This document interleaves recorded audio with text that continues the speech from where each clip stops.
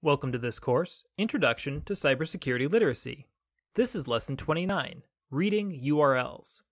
As some of you may already know, URL is an acronym that stands for Uniform Resource Locator, and it is often used interchangeably with the term web address. And indeed, for our purposes here today, the term URL will be equivalent to the term web address. One place where you will encounter web addresses is in the address bar of your web browser.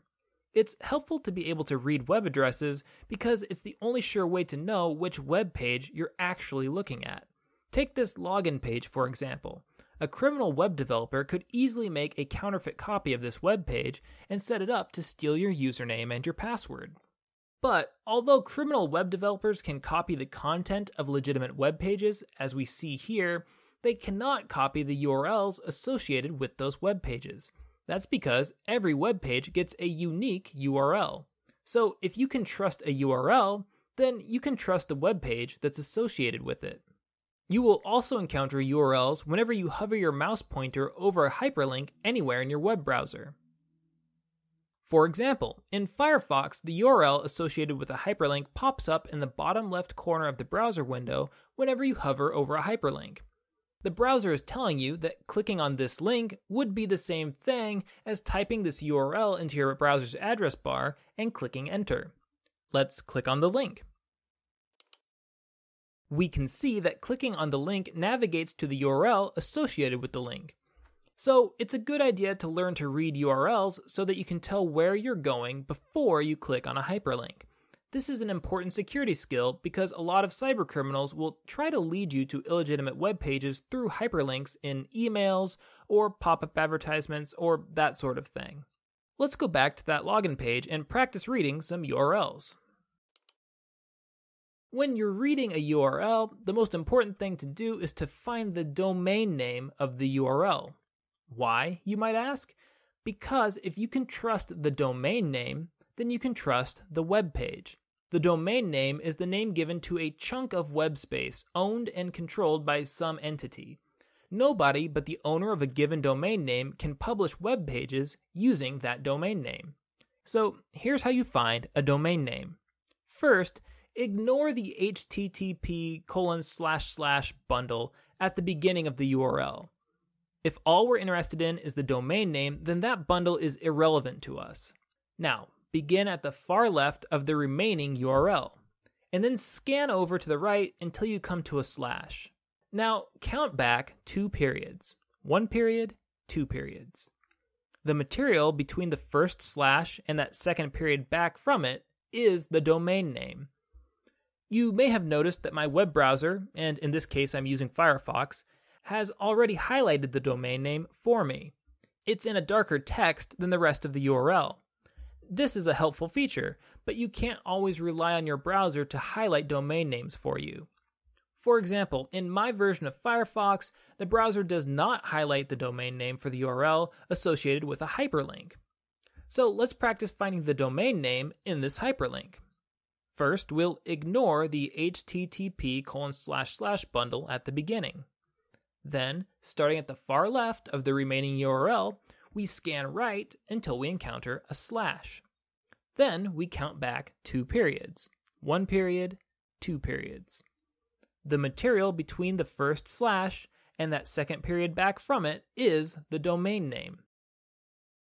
Let's take a look at a couple more examples where the web designers use some different URL conventions. Here's the homepage for Iowa State University. This URL makes it very easy for us to ignore the http:// bundle at the beginning because there just is no such bundle here. We would begin on the far left of the URL and scan right until we encounter a slash. But for this URL, there are no slashes. If there isn't a slash, just scan over to the end of the URL. Now count back 2 periods. 1 period, 2 periods. The material between the end of the URL and the second period back from it is the domain name. Let's look at one more example. Here's the homepage for longurl.org. As we just saw, when there is no http:// bundle at the beginning of the URL, we just start at the far left side of the URL. Then we scan right until we encounter a slash. Then we count back 2 periods, 1 period, and there is no second period here. If there is no second period, just stop when you run out of material entirely. In this case, the material between the first slash and the beginning of the URL constitutes the domain name. Okay, now it's your turn. I'm going to show you 4 web pages, and based on the URLs, you're going to determine which one is trustworthy. We're going to assume that the domain name iastate.edu is a trustworthy domain name, and that's because it is in real life. Here are the 4 web pages, and here's the domain name that you're looking for. Pause the video now and find the page with the correct domain name. Unpause whenever you're ready. Did you find it? Let's check. The first thing you must do is ignore the http://bundle at the beginning of the URL. Then, starting at the far left of the remaining URL, scan right until you encounter the first slash. Now count back 2 periods, 1 period, 2 periods. The material between the first slash and the second period back from it is the domain name. So in this case, the trustworthy web page is the one on the bottom right. Let's do another exercise. Let's imagine that you bank online at something called westvalleybank.com. Now, in this case, we're using a fictional URL. I'm not aware of any real westvalleybank.com. But pretending that it is real, which of the following web pages uses that domain name? Pause the video for a moment while you figure it out. Did you find it? Let's check.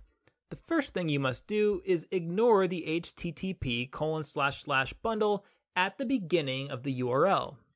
Since this URL doesn't have such a bundle, you can just start at the far left. Now scan right until you encounter the first slash.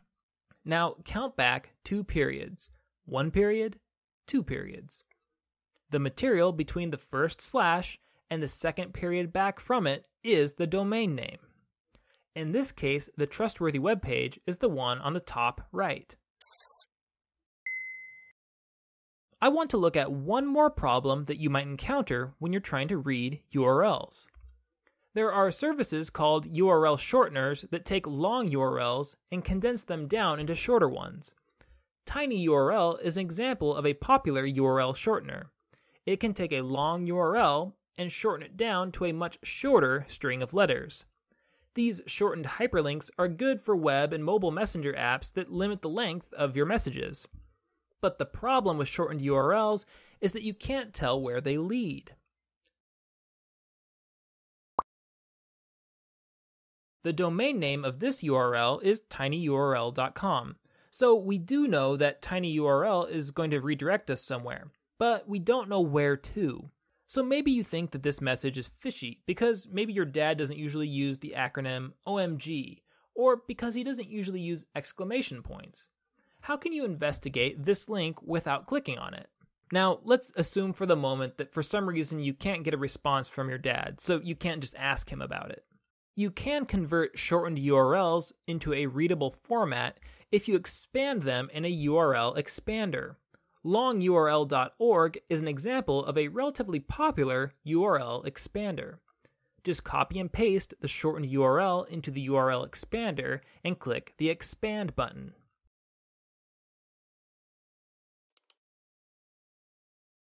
The URL expander will display the full URL, and you can find the domain name. In this case, the domain name is from a trusted domain, isualum.org, so we know that it's safe to click on the link.